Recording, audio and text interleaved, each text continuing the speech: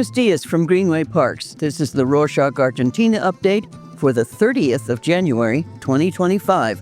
A quick summary of what's going down in Argentina.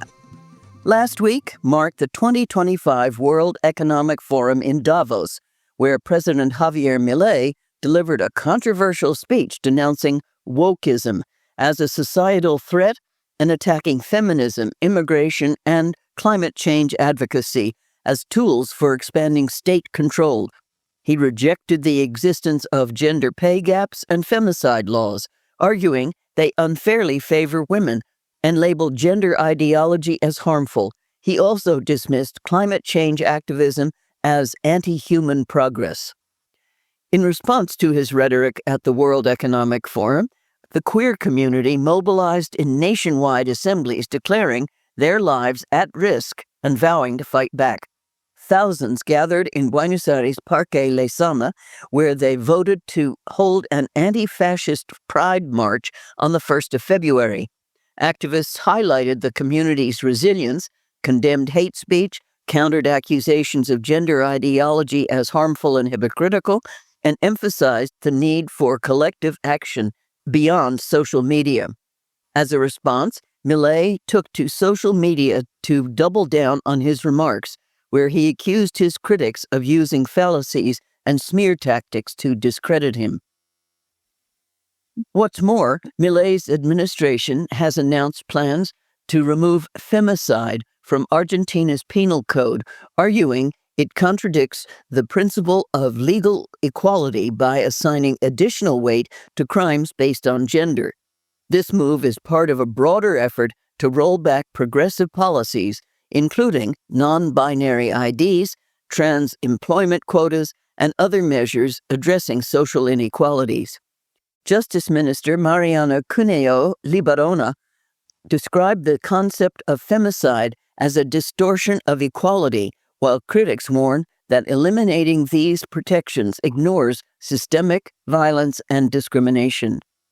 In another controversial move, the border town of Aguas Blancas in the Salta province, northwestern Argentina, plans to build a 200-meter fence to improve immigration control by channeling travelers through official checkpoints and restricting informal crossings over the Bermejo River.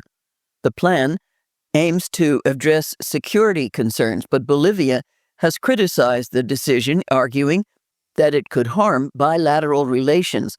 Bolivian officials have urged dialogue and emphasized the importance of coordinated border management. Authorities included the fence as part of the broader Güemes plan to combat illegal activities such as drug trafficking and unregulated crossings in the region. On that note about border crossings, the Argentine government is moving forward with plans to privatize service areas, allowing private companies to manage and invest in facilities like duty-free shops, hotels, and logistics centers. The first projects up for bidding include the Santo Tomé-São Borja crossing to Brazil and Paso de los Libres to Uruguayana. Privatization aims to improve infrastructure and reduce government responsibilities without affecting federal border control agencies. Contracts would last 25 years, requiring private firms to fund improvements and maintenance while offering a range of commercial services. Those working with exports will be interested to hear that the government has officially implemented a temporary reduction in agricultural export duties effective until the 30th of June. This is part of an effort to boost the sector and exports amid challenging conditions. The decree lowers duties on key products like soybeans, wheat, corn, and sunflower, with rates for soybeans dropping from 33% to 26%, and similar reductions for derivatives and grains. Exporters must meet strict conditions, including selling 95% of their earnings to the central bank within 15 days to qualify for the benefits. Regional products like sugar, wine, and rice are exempt from duties according to an existing measure. Also on the topic of tax reduction, Luis Caputo, the economy minister, announced the removal of internal taxes on cars priced between 41 and 75 million pesos, approximately 37 to 68,000 US dollars, and a tax cut for vehicles over 75 million, reducing the rate from 35% to 18%. This change is expected to lower car prices by 15 to 20% and boost market demand. Additionally, taxes on motorcycles priced between 15 and 23 million pesos, 13 to 20,000 US dollars, will be scrapped, and import tariffs for low-cost electric and hybrid vehicles will drop to zero, with an annual cap of 50,000 units. The gap between the official and parallel exchange rates is the smallest it has been in years, but that progress has come at a cost. In January, the central bank used more than $600 million of its reserves to stabilize exchange rates, doubling its intervention from December. The strategy relies on using reserves to buy dollar-dominated bonds, then selling them for pesos to curb inflation and devaluation fears. However, the central bank's shrinking reserves and looming debt obligations are sparking concerns.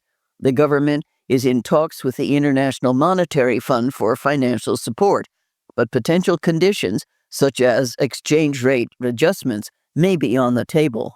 The good news is Argentina wrapped up its 2024-25 wheat harvest with strong results, producing almost 19 million tons, 23% more than the previous year, thanks to favorable weather and increased planting.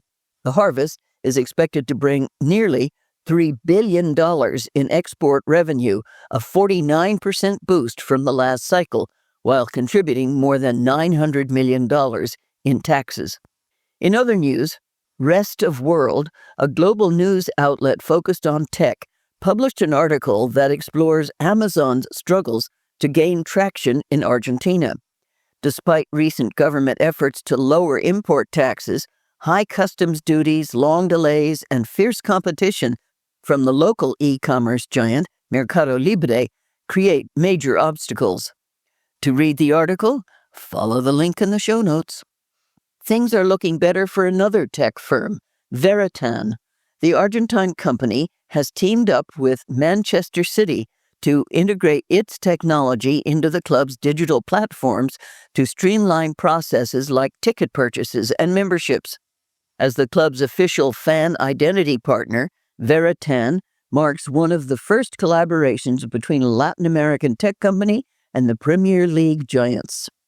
Speaking of wins, Guillermo Sacomano, an Argentine writer, has won the prestigious Alfaguara Novel Prize for Anderá el Viento, or The Wind Will Burn, earning $175,000 and a sculpture from Martín Chirino. Colombian author Juan Gabriel Vázquez presented the award in Madrid, praising the novel's minimalist style and intense storytelling. The book follows an enigmatic couple who disrupt the quiet life of an Argentine coastal town, exploring themes of class struggle, power, and desire.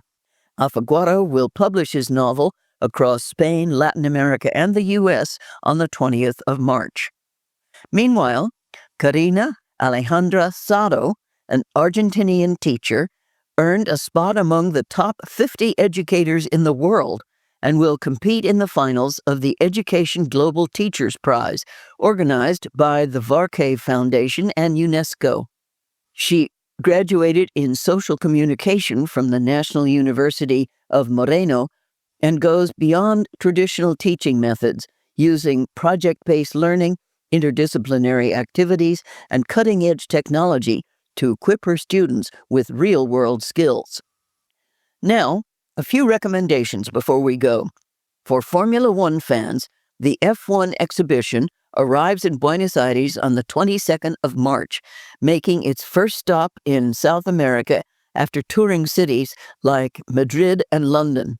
The showcase will take visitors through the sport's rich history with 6 themed rooms featuring classic race cars, rare memorabilia, interactive exhibits, and even a glimpse into how F1 vehicles are designed.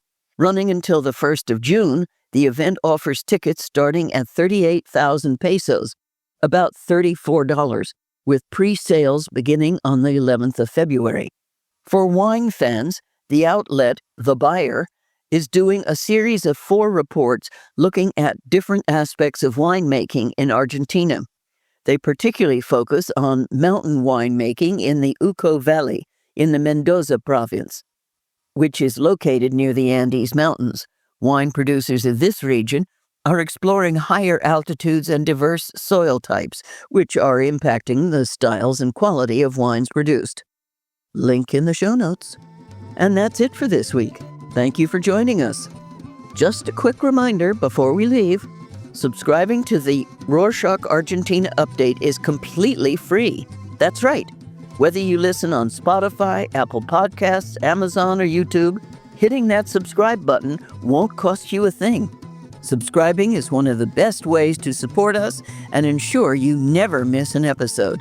So, if you haven't already, go ahead and subscribe today.